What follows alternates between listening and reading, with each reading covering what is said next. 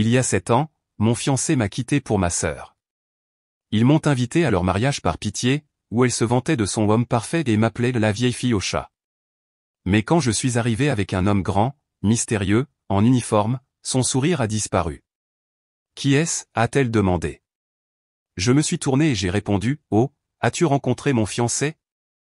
C'est le patron de ton mari. » Sa flûte à champagne a glissé de sa main. Je me tenais dans la boutique de robes de mariée, fixant mon reflet dans le miroir triptyque. La robe de satin blanc épousait mon corps aux bons endroits, mais quelque chose n'allait pas. Peut-être était-ce le regard vide dans mes yeux, ou la façon dont mon sourire n'y parvenait pas tout à fait.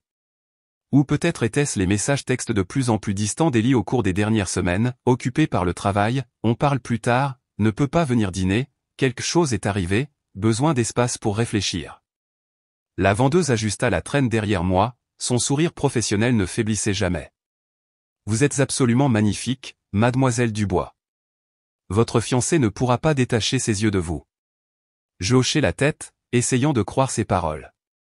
Ellie et moi étions ensemble depuis 4 ans. Nous avions construit une vie ensemble dans notre appartement en centre-ville.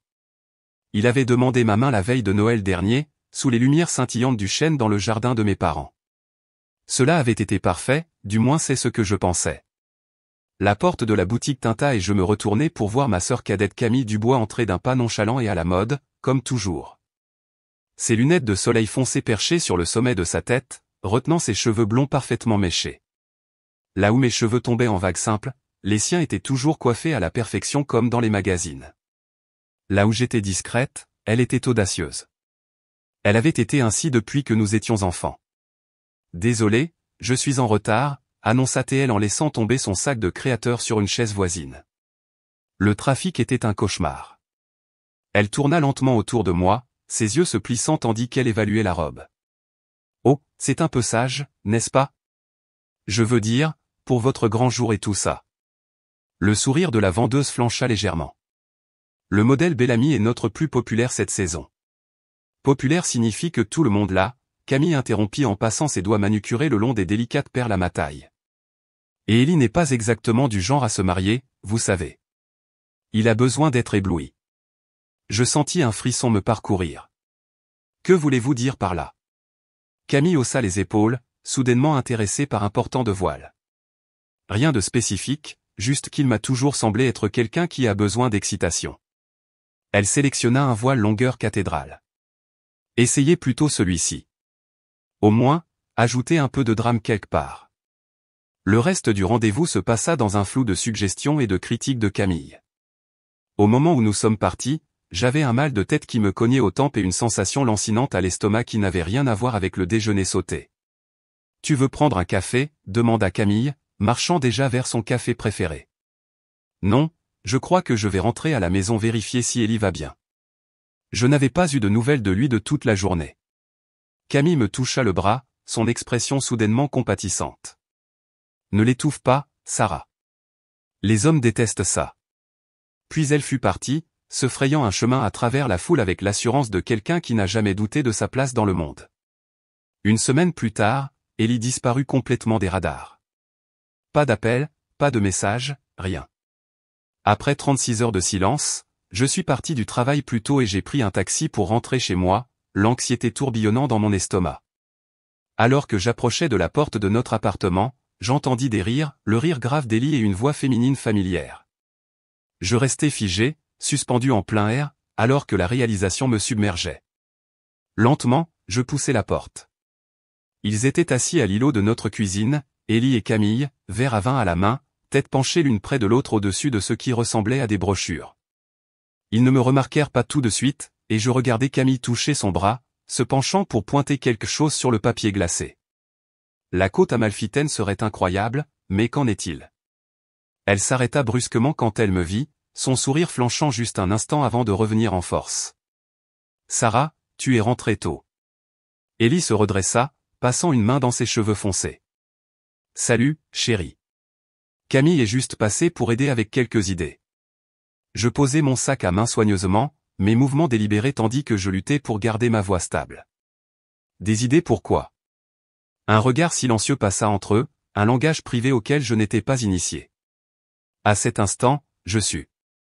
La vérité me frappa avec une clarté stupéfiante, ce n'était pas nouveau.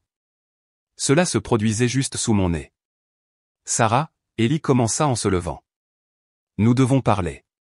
Camille resta assise, faisant tournoyer son vin avec une nonchalance étudiée.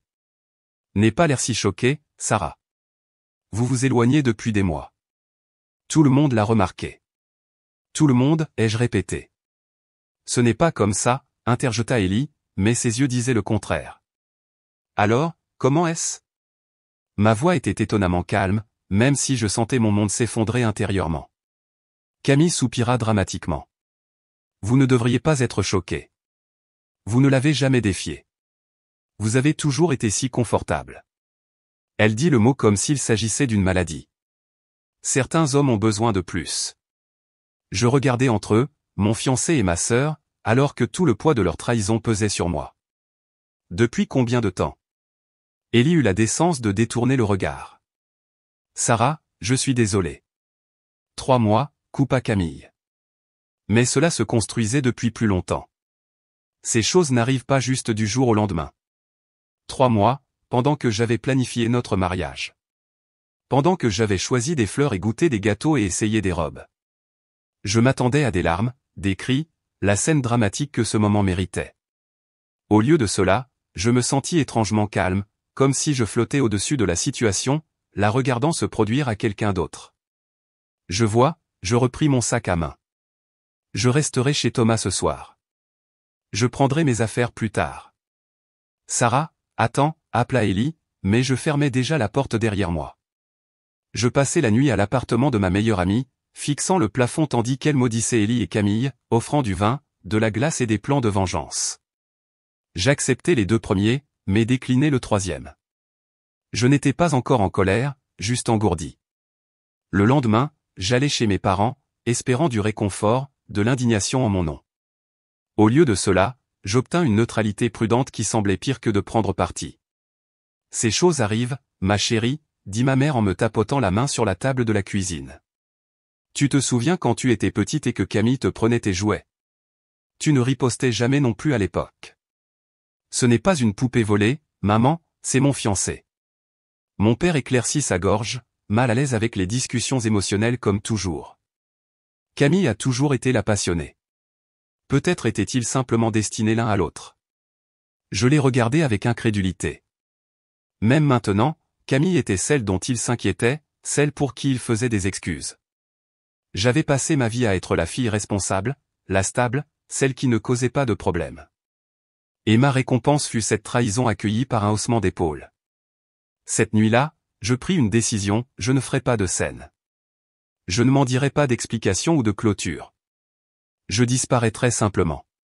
Au matin, j'avais fait mes bagages l'essentiel, retiré la moitié de l'argent de notre compte joint, laissant à Ellie plus que ça part équitable, et réservé un billet simple hors de la ville. Pas d'adieu, pas de scène, juste une absence. Alors que l'avion décollait, je me disais qu'il pensait que je disparaîtrais en silence. Il n'avait aucune idée que le silence était le début de la réinvention. 6 mois plus tard, je reçus une épaisse enveloppe crème par la poste. À l'intérieur se trouvait une invitation de mariage estampée de lettres dorées, Camille Dubois et Ellie Fournier vous invitent cordialement. 6 juin se trouvait une note autocollante de l'écriture bouclée de Camille, j'espère que tu t'en es remise maintenant, j'adorerais t'avoir là. Je passai mes doigts sur le papier cher, sentant non pas la rage que j'aurais pu attendre, mais une étrange curiosité détachée. Qui sont ces gens pour moi maintenant? Qui étais-je pour eux?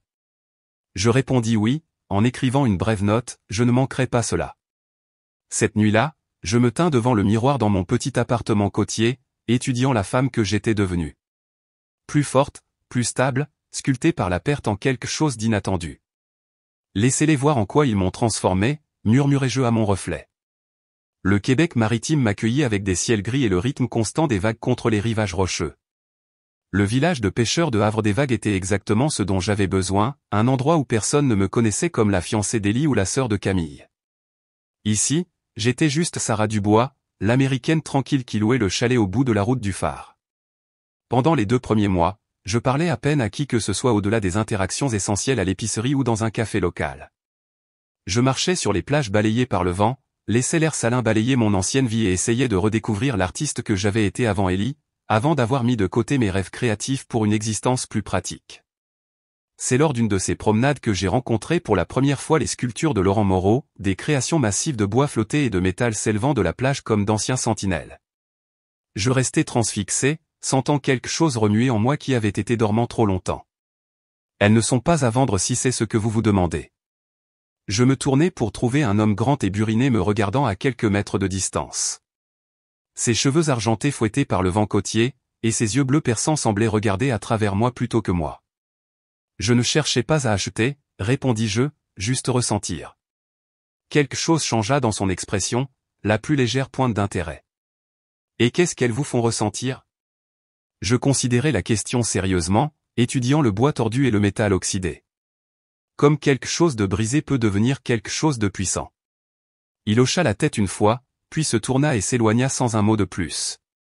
Le lendemain, j'appris du propriétaire du café que j'avais rencontré Laurent Moreau, autrefois une figure célébrée du monde de l'art londonien avant qu'un scandale impliquant la femme d'un riche mécène ne l'ait envoyé en exil auto-imposé. Maintenant, il créait ses sculptures massives dans la solitude, les vendant par l'intermédiaire d'une galerie à New York pour des sommes qui lui permettaient de vivre confortablement tout en fuyant le monde de l'art qu'il avait autrefois embrassé. Une semaine plus tard, je me retrouvais sur le chemin de terre menant à son studio isolé. Je n'étais pas sûr de ce que j'y faisais, seulement que la rencontre sur la plage avait éveillé quelque chose en moi. « Vous venez ressentir à nouveau ?» demanda-t-il quand il me trouva debout devant son atelier. « Je suis venu apprendre » répondis-je. Il m'étudia un long moment. « Je ne prends pas d'étudiant. Je ne demande pas à être étudiante. Je demande à être apprentie. » La distinction sembla l'intéresser. « Quelle est la différence ? Un étudiant s'attend à être enseigné. Un apprenti s'attend à travailler. » 3 jours plus tard, je commençais à travailler avec Laurent Moreau. L'arrangement était simple, je l'assisterais dans ses projets, apprenant par l'observation et la pratique, non par l'instruction. Il parlait rarement, et quand il le faisait, c'était généralement pour signaler un défaut ou suggérer une approche différente. Il ne demandait jamais mon passé, et je ne donnais jamais l'information.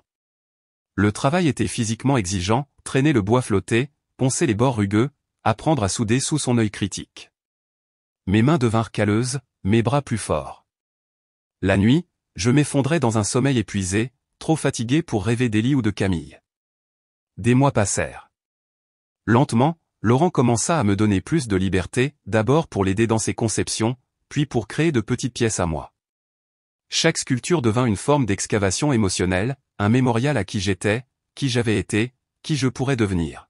« Vous vous cachez de quelque chose ?» observa Laurent un soir, alors que nous étions assis sur son porche regardant le coucher de soleil peindre l'horizon de traînées violentes d'orange et de violet. Je ne le niais pas, n'est-ce pas? Il rit, d'un son rouillé rarement entendu. Touché, apprenti. 2 ans après le début de mon apprentissage, une voiture noire élégante apparut sur la propriété de Laurent. Le conducteur était un homme que j'allais connaître sous le nom de Marc Lefebvre. Grand, avec des cheveux foncés touchés de gris aux tempes malgré son âge apparent de 35 ans. Il se déplaçait avec l'assurance facile de quelqu'un habitué aux situations dangereuses, bien que rien dans son apparence ne suggérait la violence. « Monsieur Moreau a une situation d'art volé », expliqua-t-il quand je l'interceptai à la porte de l'atelier. J'ai été engagé pour conseiller. Il s'est avéré que l'une des premières sculptures de Laurent avait refait surface dans une collection privée à Dubaï, bien qu'ayant été censément détruite dans un incendie de galerie des décennies plus tôt. Les implications d'assurance étaient compliquées, et Marc avait été recommandé comme quelqu'un qui pouvait naviguer dans les eaux troubles du vol d'art international. Pendant 3 semaines, Marc vint et partit, sa présence une perturbation de notre routine tranquille. Il parlait peu, mais observait tout. Contrairement à la plupart des gens qui rencontraient la manière brusque de Laurent, Marc semblait non affecté par elle, rencontrant la rudesse de l'homme plus âgé avec un calme imperturbable. Un soir, je trouvai Marc étudiant l'une de mes sculptures, une spirale tordue de métal et de bois qui représentait ma relation enchevêtrée avec Camille.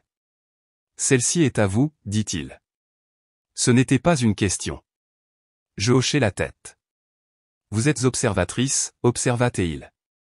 Pas timide comme les gens pensent probablement, juste observatrice. » L'évaluation me surprit. La plupart des gens à Havre-des-Vagues me considéraient réservé, peut-être même timide. Marc avait vu à travers cela d'une manière qui me rendait mal à l'aise. « Qu'est-ce que vous observez ?» demanda-t-il. Je n'observe rien, répondis-je. Je suis juste présente. Son sourire était léger mais sincère. C'est plus rare que vous ne le pensez.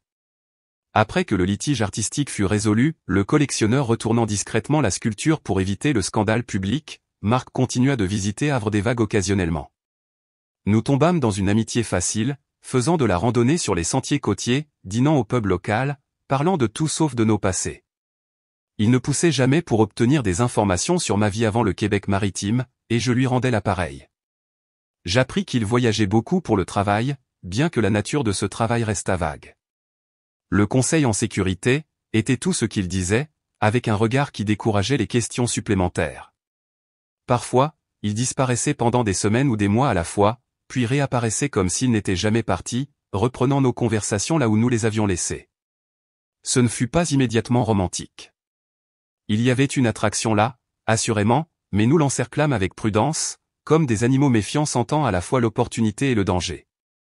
Puis il disparut pendant 6 mois sans un mot. Je me disais que ça ne me dérangeait pas, que ce soit la nature de notre relation indéfinie. Mais je me surprenais à regarder la route plus souvent, espérant voir sa voiture apparaître à travers la brume. Quand il revint enfin, c'était l'automne. Je ramassais du bois flotté sur la plage quand je sentis sa présence avant de le voir. « Vous êtes de retour » dis-je sans me retourner. « Je suis de retour » confirma-t-il, venant se tenir à côté de moi au bord de l'eau. « Pour combien de temps » ? Cela dépend. Je le regardai enfin. De quoi ? De si vous allez à ce mariage. Je clignai des yeux, surprise. Quel mariage ? Celui dont vous gardez l'invitation dans votre tiroir, sous vos carnets de croquis.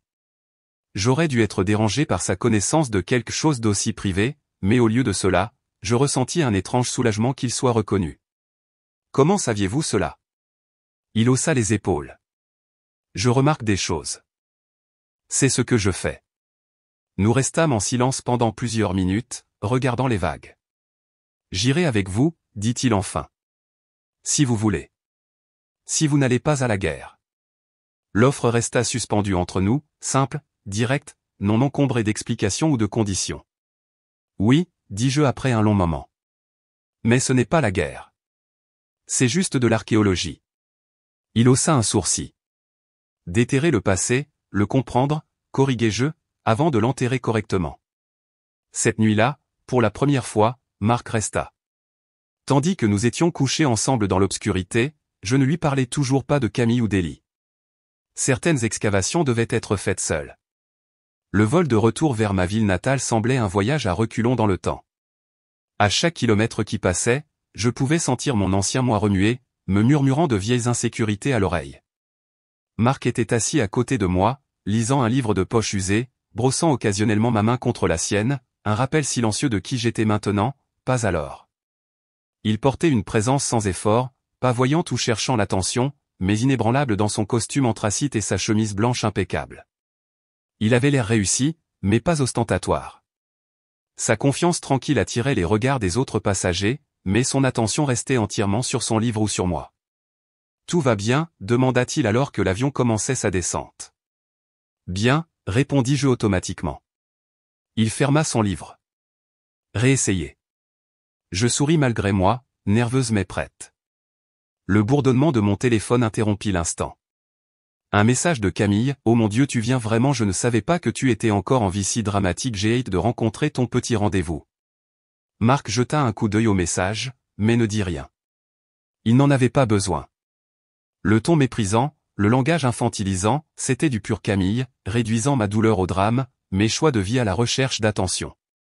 Mes parents avaient insisté pour que nous restions chez eux plutôt qu'à l'hôtel, pour « rattraper le temps perdu comme il se doit », avait dit ma mère au téléphone, sa voix tendue par une gaieté forcée. Alors que nous entrions dans leur allée dans notre voiture de location, je sentis mes épaules se crisper. « Nous pouvons toujours prendre un hôtel » murmura Marc. Je secouai la tête. Non. J'ai besoin de faire ça. La porte d'entrée s'ouvrit avant que nous ne l'atteignions, ma mère apparaissant avec ses bras tendus.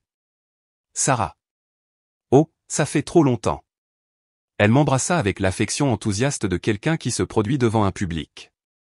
Par-dessus son épaule, je vis mon père restant en retrait, les mains dans les poches, offrant un sourire maladroit. Et vous devez être Marc, ma mère continua, tournant son attention vers lui. Nous avons entendu, eh bien, en fait, nous n'avons rien entendu sur vous. Sarah a été si mystérieuse. Un plaisir de vous rencontrer, Madame Dubois, répondit Marc, son ton chaleureux mais mesuré. À l'intérieur, la maison ressemblait exactement à ce dont je me souvenais, les mêmes imprimés floraux, les mêmes photos de famille sur les murs. Je remarquai que la photo de ma remise de diplôme avait été déplacée vers une position moins proéminente, tandis que la photo de mannequinat de Camille dominait la cheminée. Mon père éclaircit sa gorge. Camille et Élie viennent dîner. J'ai pensé que ce serait bien que tout le monde se reconnecte avant le mariage. Je sentis la main de Marc dans le bas de mon dos, ferme et rassurante. Cela semble parfait, dis-je, surprise par le calme que je ressentais. 2 heures plus tard, la sonnette retentit. J'étais en haut en train de me changer pour le dîner quand j'entendis le rire familier de Camille résonner dans la maison, musical, exercé, conçu pour attirer l'attention. Respire profondément, je me dis à mon reflet dans le miroir de la salle de bain d'invités. La femme qui me regardait n'était pas la même qui avait fui cette ville il y a 3 ans. Mes cheveux étaient plus courts maintenant, tombant juste en dessous de mes épaules en vague naturelle. Ma posture était plus droite, plus confiante. Mes yeux retenaient une certitude qui avait manqué auparavant. Quand je descendis les escaliers, la conversation dans le salon tomba silencieuse. Camille se tenait près de la cheminée, flûte de champagne à la main, portant une robe de créateur qui coûtait probablement plus que le loyer mensuel de la plupart des gens. À côté d'elle, Élie avait l'air à peu près le même, beau de cette manière conventionnelle qui me semblait autrefois si importante, bien que maintenant je remarquais le charme calculé de son sourire, la légère insincérité dans ses yeux. Sarah, tria Camille, se précipitant pour m'embrasser en l'air sur les joues. Tu as l'air différente. En bonne santé. Le compliment empoisonné resta suspendu dans l'air. Derrière elle, Élie hocha la tête maladroitement en signe de salut. Tu te souviens d'Élie? Bien sûr, continua Camille, passant son bras dans le sien possessivement. Vaguement, répondis-je avec un petit sourire. Félicitations à vous deux. Avant qu'il ne puisse répondre, Marc apparut à mes côtés, sa main trouvant la mienne avec une intimité décontractée. Marc Lefebvre, se présenta-t-il, tendant sa main libre d'abord à Élie, puis à Camille.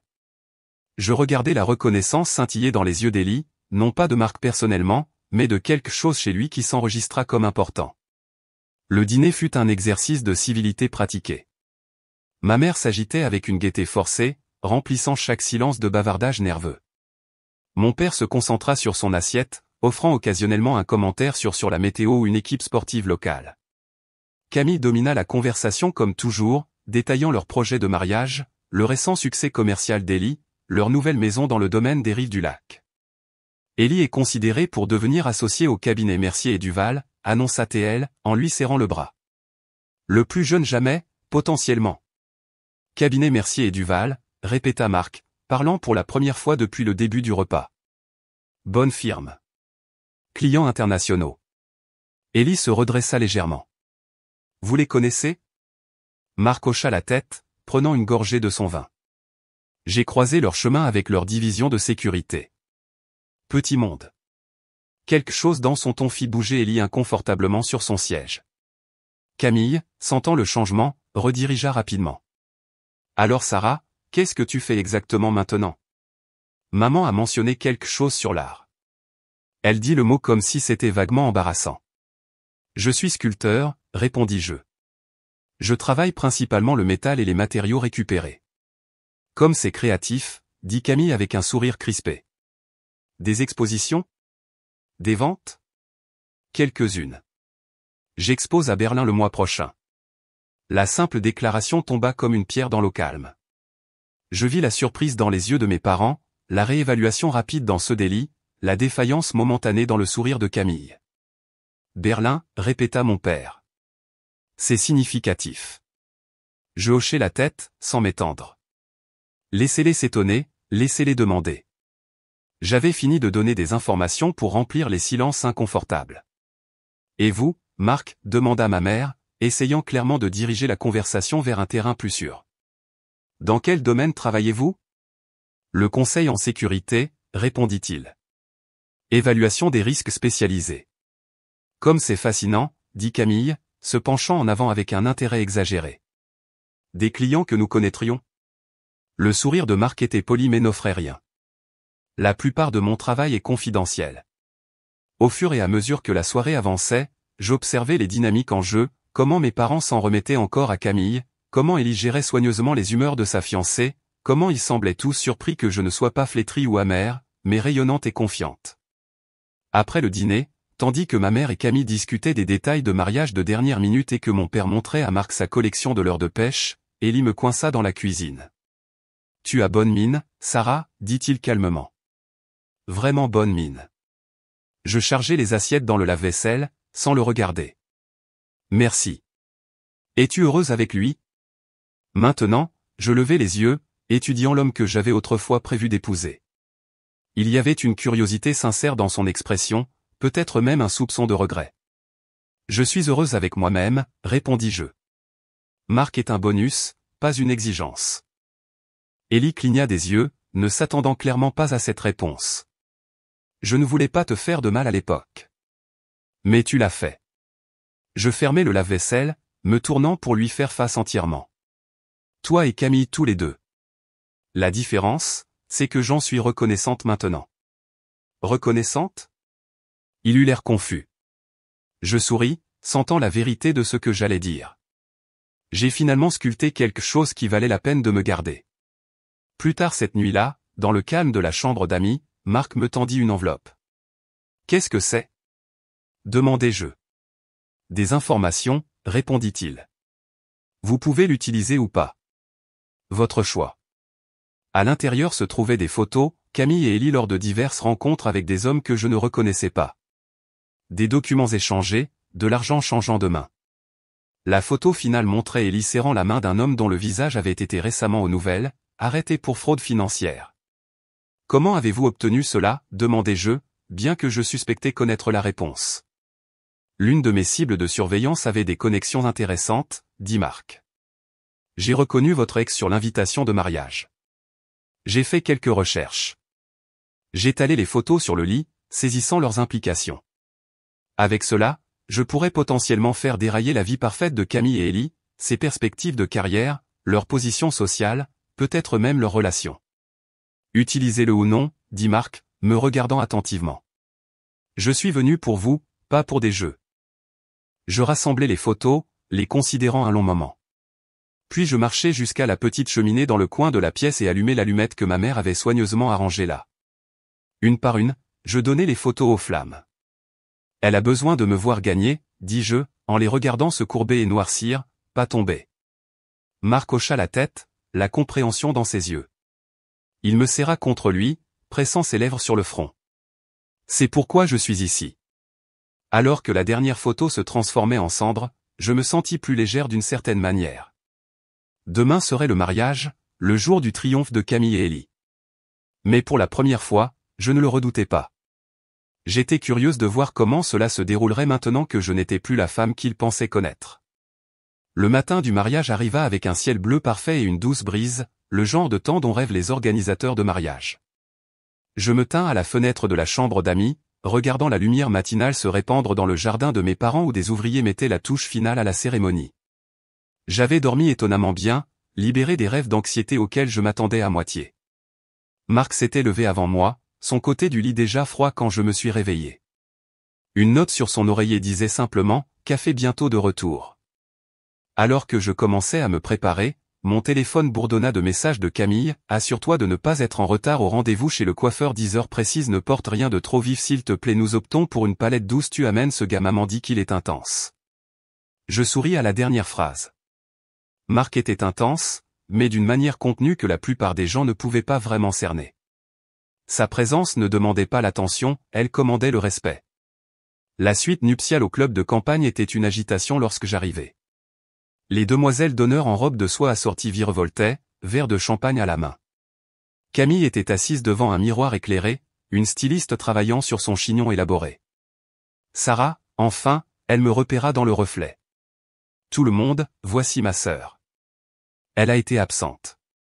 La façon dont elle le dit donnait l'impression que j'avais été en cure de désintoxication plutôt que de construire une nouvelle vie. Les demoiselles d'honneur, des femmes que je n'avais jamais rencontrées, offrirent des sourires polis. Tu te souviens de Julie, bien sûr. Camille ajouta, en désignant une grande brune qui avait été mon amie au lycée avant de devenir progressivement partie de l'orbite de Camille. Bien sûr, dis-je, en étreignant Julie brièvement. Ravi de te voir. Toi aussi, murmura Julie, prolongeant l'étreinte un battement de plus que nécessaire. Tu es incroyable. Pendant les 3 heures suivantes, je jouais mon rôle, tenant des bouquets pendant que des ajustements étaient faits, allant chercher de l'eau pour la maquilleuse, écoutant les bavardages de plus en plus nerveux de Camille. Elle n'arrêtait pas de me jeter des coups d'œil, comme si elle s'attendait à ce que je sabote quelque chose à tout moment. Je n'étais pas sûr que tu viendrais vraiment, dit-elle pendant un rare moment où nous étions seuls. Après tout. Je rencontrai ses yeux dans le miroir. J'ai dit que je le ferais. Oui, mais... Elle s'interrompit, jouant avec une épingle à cheveux. Tu as disparu si complètement. Maman était inquiète. L'était-elle, demandai-je doucement. Elle n'a jamais appelé. Camille se tourna pour me faire face directement. Tu ne nous as jamais donné une chance de arranger les choses. Il n'y avait rien à arranger, Camille. Toi et Ellie avez fait votre choix. J'ai fait le mien. Et maintenant tu es de retour, avec lui. Son ton suggérait que Marc était une sorte d'anomalie. Il n'est pas exactement ton type habituel. Je souris. C'est le but. En début d'après-midi, j'étais vêtu de la robe de satin bleu marine profond que j'avais choisie pour l'occasion. Pas blanc nuptial, pas rouge vengeur.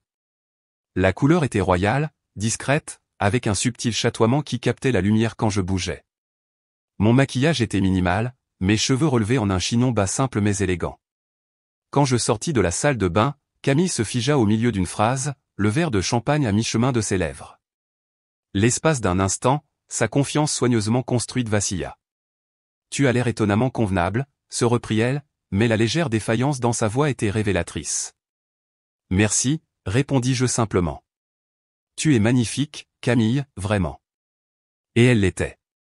Sa robe était un chef-d'œuvre de dentelle et de cristal, son maquillage impeccable, ses cheveux un arrangement compliqué de boucles et de tresses ornées de minuscules épingles de perles. Elle était de bout en bout la mariée parfaite, pourtant quelque chose dans ses yeux semblait perturbé. Je devrais aller voir les invités, dis-je, m'excusant de l'atmosphère de plus en plus tendue. À l'extérieur, l'espace de cérémonie avait été transformé en quelque chose sorti d'un magazine de mariage de luxe, des chaises blanches avec des accents dorés, une allée tapissée de pétales de rose pâle, une arche florale se dressant contre le fond des jardins paysagers du club de campagne. Les invités commençaient à arriver, des femmes élégamment vêtues de robes d'été et des hommes en costumes ajustés. Je repérai Marc immédiatement. Il se tenait à l'écart de la foule se mêlant, un fantôme dans un smoking parfaitement taillé. Sa présence en quelque sorte à la fois discrète et incontournable. Quand il me vit, son expression s'adoucit légèrement, ce fut le plus proche qu'il fut d'une manifestation publique d'émotion. « Tout va bien ?» demanda-t-il tandis que j'approchais. « Parfait » l'assurai-je, en prenant le bras qu'il me tendait. « Allons-nous trouver nos places ?» Tandis que nous nous frayions un chemin à travers le rassemblement, je remarquai des têtes se tournant, des murmures suivant notre sillage. Au début, je crus que c'était simplement la curiosité à mon sujet, la sœur éloignée de retour. Puis je capturai des fragments de conversation, est-ce Marc Lefebvre du procès des fuites de renseignements à témoigner devant le congrès consultant en sécurité aussi. Je jetai un coup d'œil à Marc qui semblait non surpris par la reconnaissance. Vous n'avez pas mentionné que vous étiez célèbre, murmurai-je. Pas célèbre, corrigea Théil. Juste connu dans certains cercles. Avant que je ne puisse insister davantage, Ellie apparut, l'air baume et légèrement mal à l'aise dans son smoking. Il hésita en voyant Marc, puis s'approcha avec un sourire figé. Sarah, ravi de te revoir. Il m'embrassa maladroitement sur la joue. Et monsieur Lefebvre. Je n'avais pas réalisé hier. Vous conseillez cabinet Mercier et Duval maintenant? Marc hocha la tête une fois. Parmi d'autres. L'implication resta suspendue dans l'air. Cabinet Mercier et Duval, la firme où Ellie espérait devenir associée. La connexion de Marc là était clairement significative d'une manière que je ne comprenais pas entièrement. Petit monde, dit Ellie, son sourire n'atteignant pas tout à fait ses yeux. Si vous voulez bien m'excuser, je devrais vérifier certaines choses avant la cérémonie. Alors qu'il s'éloignait un peu trop vite pour paraître décontracté, je me tournai vers Marc. De quoi s'agissait-il? L'expression de Marc ne laissa rien paraître. Juste les affaires. La cérémonie devait commencer à 16 heures. Tandis que les invités prenaient leur place, je remarquai Julie se dirigeant vers moi, séparée des autres demoiselles d'honneur. « Tu n'as aucune idée à quelle fréquence elle se compare encore à toi » murmura-t-elle, jetant un coup d'œil derrière pour s'assurer que nous n'étions pas entendus. Même maintenant, même après tout. Je fronçai les sourcils. Qu'est-ce que tu veux dire? Ton art, ton indépendance, tes... Elle hocha la tête vers Marc. Choix. Elle suit tes expositions de galeries, tu sais. Elle a mis une alerte Google pour ton nom. Avant que je ne puisse répondre, la musique s'éleva du quatuor à cordes, signalant le début de la cérémonie. Julie serra ma main une fois, puis se hâta de rejoindre le cortège nuptial. La cérémonie se déroula avec une précision parfaite comme dans une image, les demoiselles d'honneur dans leurs robes blush, les garçons d'honneur avec leurs boutonnières assorties, Ellie se tenant nerveusement à l'autel. Quand Camille apparut au bras de notre père, un murmure collectif d'appréciation ondula à travers l'audience. Elle était rayonnante au sens traditionnel, éclatante, radieuse, le centre d'attention comme elle l'avait toujours désiré. Mais quand vint le moment d'échanger les vœux, quelque chose d'inattendu arriva. Camille, qui avait toujours été posée et éloquente, trébucha soudainement sur ces mots. Elle s'arrêta, déglutit, recommença. Ses yeux se dirigèrent rapidement vers l'endroit où j'étais assise avec Marc, puis revinrent vers Ellie. Je promets de... Elle flancha à nouveau, son sang-froid se fissurant juste assez pour que ceux qui faisaient attention le remarquent. Ellie se pencha légèrement, chuchotant quelque chose de rassurant. Camille hocha la tête, prit une profonde respiration et parvint à continuer. Mais la façade parfaite avait glissé, juste un instant. Tout au long du reste de la cérémonie, je la surpris jetant plusieurs fois des coups d'œil dans ma direction, comme pour vérifier si j'avais remarqué sa faiblesse momentanée. Je gardai mon expression neutre, même de soutien. Il ne s'agissait pas de l'humilier. Il s'agissait de me tenir dans ma vérité. À la réception, Marc et moi nous nous déplaçâmes à travers la foule avec une grâce facile. Il me quittait rarement son côté, sa main trouvant occasionnellement le bas de mon dos ou mes doigts avec une subtile intimité. Rien de voyant, rien pour l'affichage, juste une connexion. Je pouvais sentir Camille nous regarder depuis la table d'honneur, ses yeux suivant nos mouvements même quand elle souriait pour les photos et acceptait les félicitations. « Dansez avec moi », dit Marc, tandis que l'orchestre commençait à jouer une mélodie lente et mélancolique. Sur la piste de danse, il me serra contre lui, ses mouvements confiants mais doux. « Vous vous en sortez bien », murmura-t-il contre mes cheveux. « C'est plus facile que ce à quoi je m'attendais, admis-je. Être ici ? Parce que vous n'êtes pas la même personne qui est partie. » Par-dessus son épaule, je vis Camille et Ellie danser à proximité. Ses yeux trouvant les miens. Quelque chose passa entre nous, une question peut-être, ou une reconnaissance. Quand vint le moment des toasts, je fus surprise d'entendre l'organisatrice de mariage annoncer mon nom. Camille a dû m'ajouter au programme à la dernière minute. Un test peut-être, ou une offre de paix. Je me levai, verre de champagne à la main, sentant des centaines d'yeux sur moi. La salle tomba silencieuse, l'anticipation suspendue dans l'air. Que dirait la sœur trahie à Camille et Ellie? Je commençai, ma voix stable. La vie nous emmène dans des voyages inattendus. Parfois, les chemins que nous pensons devoir emprunter ne sont pas ceux qui nous sont destinés. Je fis une pause, rencontrant d'abord les yeux d'Ellie, puis ceux de Camille. Je vous souhaite à tous les deux un voyage de croissance, de découverte et de vérité. À l'amour qui enseigne, et à la perte qui révèle. Simple, sincère, et tout à fait désarmant. Je vis la confusion dans les yeux de Camille. Elle s'attendait soit à une rancœur maladroite, soit à une fausse gaieté. Mes vœux sincères semblèrent la perturber plus que la colère ne l'aurait fait. Au fur et à mesure que la soirée avançait, je me trouvais à apprécier la célébration avec une facilité surprenante. Je dansais avec mon père, discutais avec de vieilles connaissances et acceptais les compliments sur ma nouvelle vie mystérieuse avec une déviation gracieuse. Marc resta une présence stable, charmant si nécessaire, mais ne cherchant jamais à être le centre d'attention. Vers minuit, je sortis un instant pour un moment de calme, marchant à travers le jardin éclairé par la lune du club de campagne. Les sons de la réception s'estompèrent derrière moi tandis que je suivais un chemin sinueux entre des haies sculptées et des arbustes fleuris. Fuyant encore. Je me tournai pour trouver Camille debout à quelques mètres de distance, sa robe de mariée fantomatique au clair de lune. Elle avait retiré son voile et quelques mèches de cheveux s'étaient échappées de son chignon parfait. Juste prendre l'air, répondis-je. Elle s'approcha, le tissu de sa robe murmurant contre le chemin de pierre. Tu as changé. Les gens n'aiment pas ça. Elle fit un vague geste vers moi. Tu es toujours si prévisible, fiable, ennuyeuse même. Je souris. Peut-être ne m'as-tu jamais vraiment connu. Et lui, oui. Son ton s'aiguisa. Votre mystérieux monsieur Lefebvre. Marc me voit, dis-je simplement. Mais plus important encore, je me vois maintenant. Camille s'approcha, quelque chose de désespéré scintillant dans ses yeux. Tu penses avoir gagné, n'est-ce pas? Venir ici avec lui, l'air comme ça, agissant comme si rien n'avait d'importance.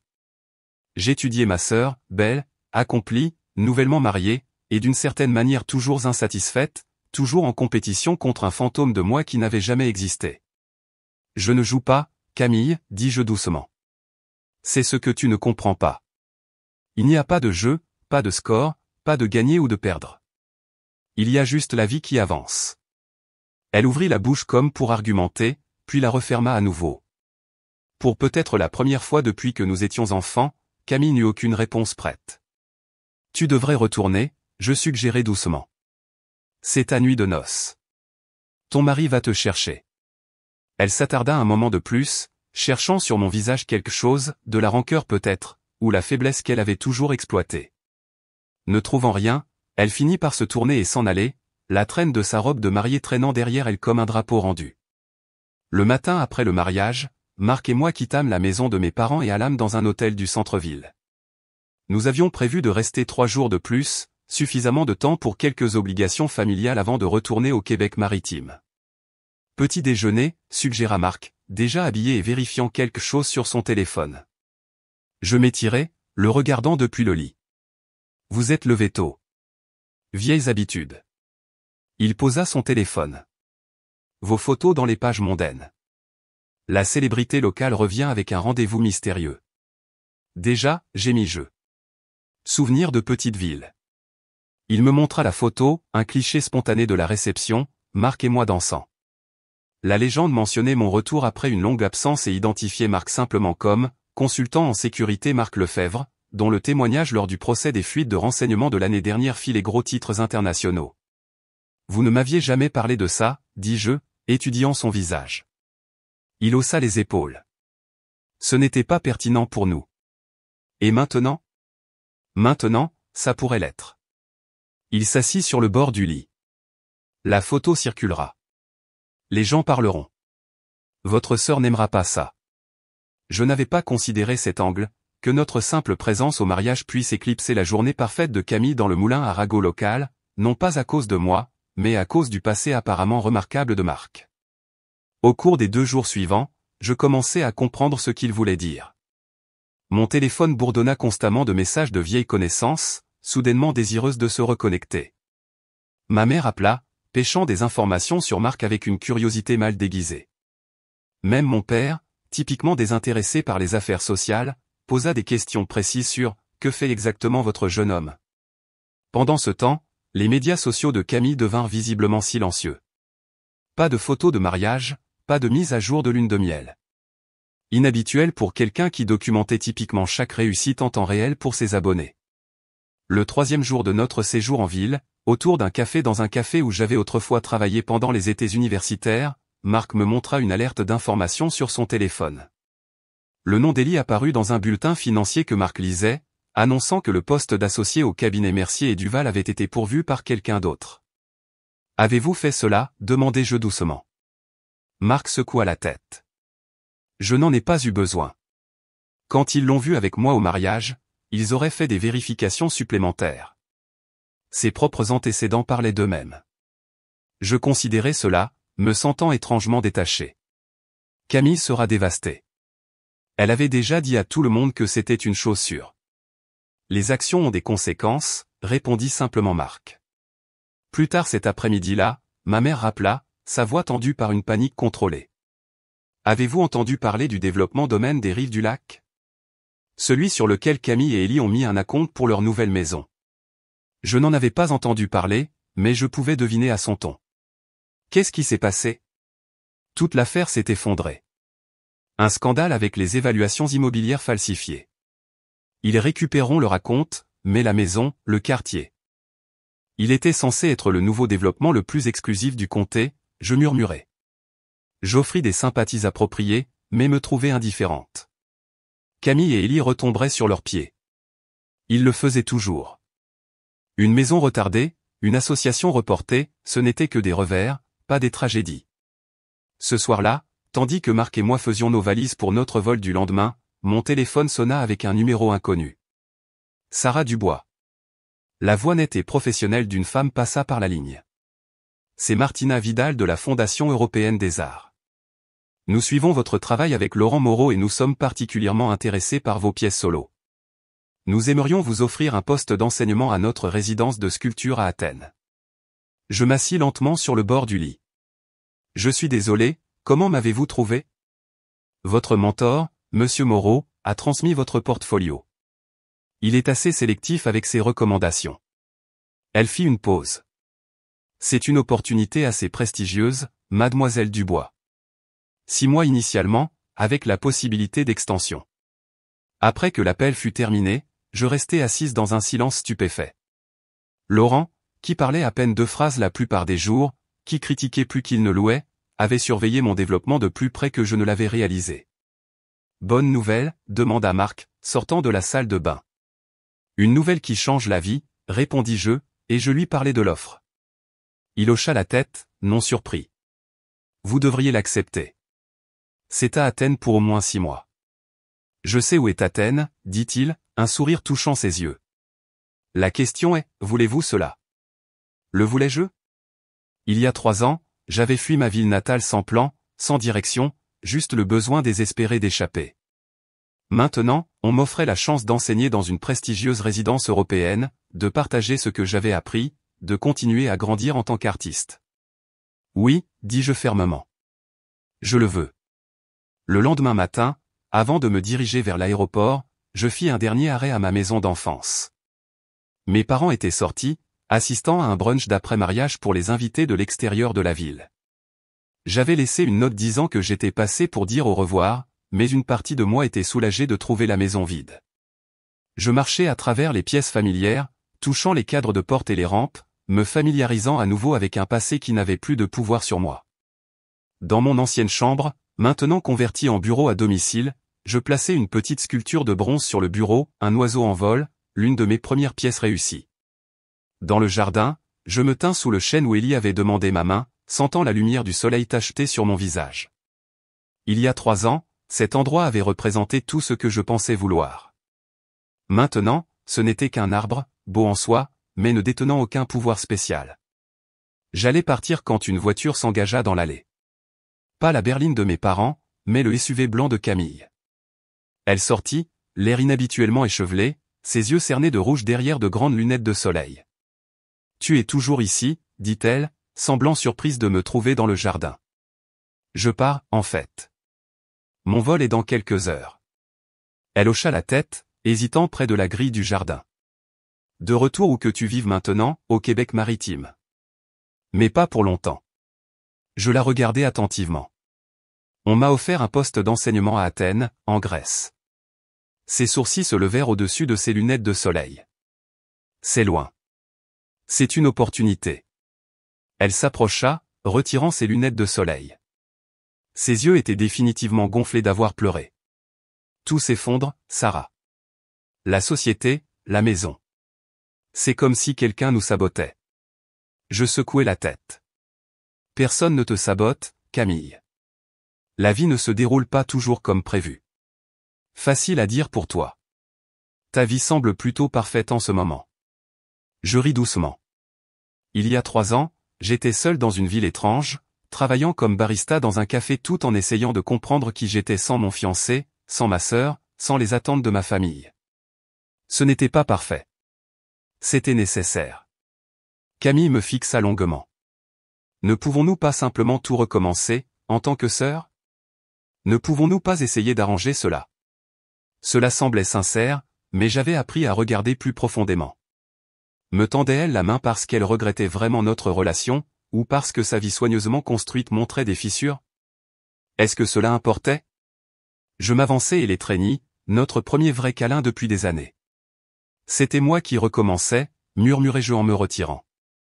Je vis la confusion dans ses yeux, puis un lent éveil de compréhension. Je ne la rejetai pas. Je nous libérais toutes les deux des schémas qui avaient défini notre relation. Je t'appellerai d'Athènes, promis-je, pas entièrement sûr si je le ferai. À l'aéroport, Marc attendait avec nos bagages déjà enregistrés. Tout va bien? Tout est comme il se doit, répondis-je. Votre sœur survivra. Elle le fait toujours. Tandis que nous marchions vers la sécurité, Marc me surprit en disant « Je ne vous demanderai pas de rester ». Je le regardai. Je sais. Mais je dirais qu'Athènes a d'excellents cafés. Je souris, comprenant sa signification. Êtes-vous en train de dire que vous me rejoindrez là-bas? Je dis que nous avons tous les deux du travail à faire. Des villes différentes, des chemins différents, mais les chemins peuvent converger. Est-ce une promesse? Il secoua la tête. Je n'en fais pas. Mais je dirais que je vous retrouverai à Athènes. Alors que notre avion décollait, je regardais ma ville natale rétrécir sous nous, ne ressentant ni triomphe ni regret, juste un sentiment paisible d'achèvement. 6 mois plus tard, je me tenais sur le balcon de mon petit appartement à Athènes, regardant la lumière du matin peindre la ville antique en or.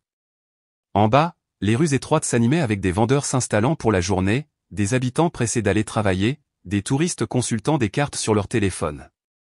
Mon poste d'enseignement à la résidence de sculpture avait évolué en quelque chose de profondément satisfaisant. 3 jours par semaine, je travaillais avec de jeunes artistes de toute l'Europe et d'ailleurs, les guidant à travers les techniques que j'avais apprises de Laurent, mais aussi les encourageant à trouver leur propre voie, leur propre relation avec leurs matériaux. Les autres jours, je travaillais sur mes propres pièces dans un petit studio que j'avais loué près de l'Acropole. Mon travail avait pris une nouvelle dimension ici, influencé par l'art ancien qui m'entourait, la qualité de la lumière méditerranéenne, le rythme d'une ville où l'ancien et le nouveau existaient en conversation constante. Marc et moi vivions nos vies séparément, mais souvent ensemble. Son travail l'emmenait toujours autour du monde, disparaissant parfois pendant des semaines à la fois, mais il retournait toujours à Athènes, vers moi. Nous maintenions nos propres espaces, nos propres routines, trouvant la liberté dans l'absence d'attente traditionnelle. Pas de mariage, pas d'étiquette, avait-il dit une fois. Juste la vérité. Et c'était vrai, plus vrai que tout ce que j'avais vécu auparavant. Quand nous étions ensemble, nous étions pleinement présents. Quand séparés, nous étions complets en nous-mêmes. Ce n'était pas une relation construite sur le besoin ou la peur de la solitude, mais sur le choix et le respect mutuel.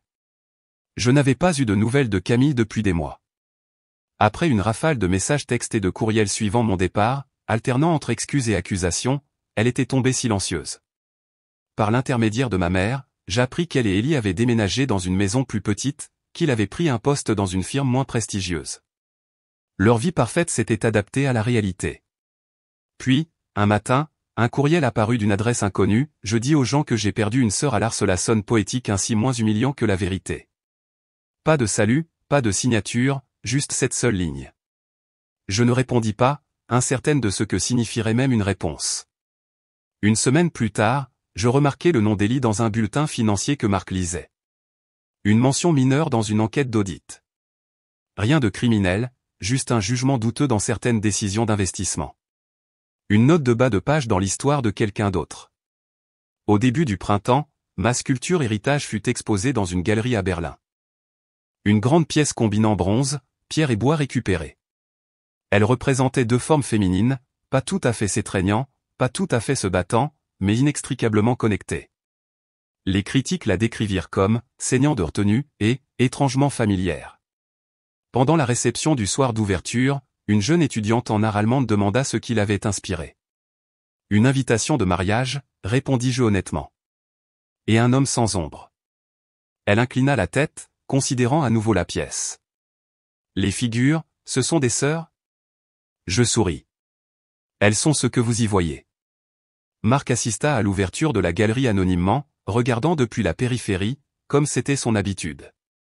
Il ne chercha jamais à partager ma vedette ou à s'insérer dans mon monde professionnel.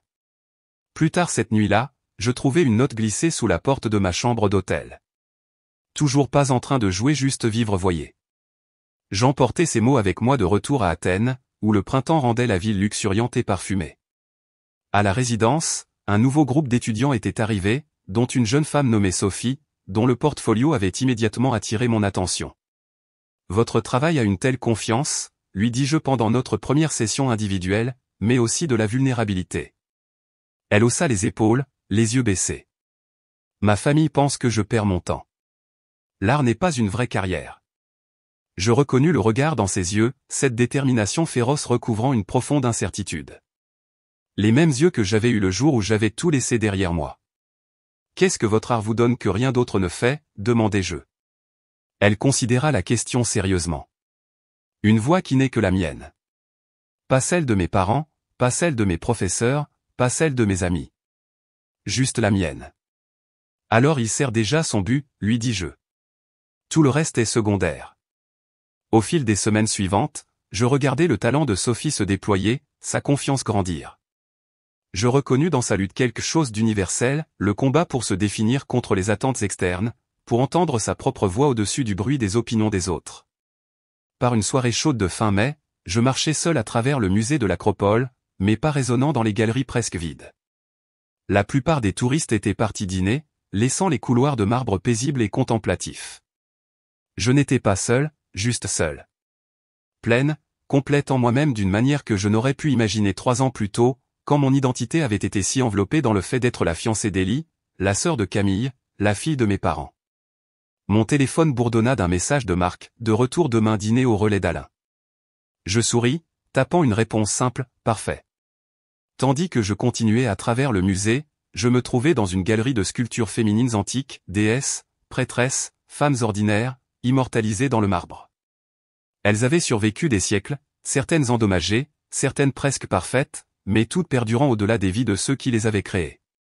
Je pensais aux femmes que j'avais été, la belle-fille, la fiancée trahie, l'apprentie, l'artiste, l'enseignante. Aucune d'elles disparut. Toutes parties de qui j'étais devenu. Non pas disparaissant, mais continuellement arrivant. Dehors, Athènes s'étalait devant moi dans le crépuscule qui s'épaississait, monuments anciens illuminés contre le ciel bleu qui s'assombrissait. Je pris une profonde respiration de l'air chaud, parfumé au jasmin et au feu de cuisine lointain. Ils ont dit que j'avais disparu. Ce qu'ils ne savaient pas, c'est que j'arrivais enfin.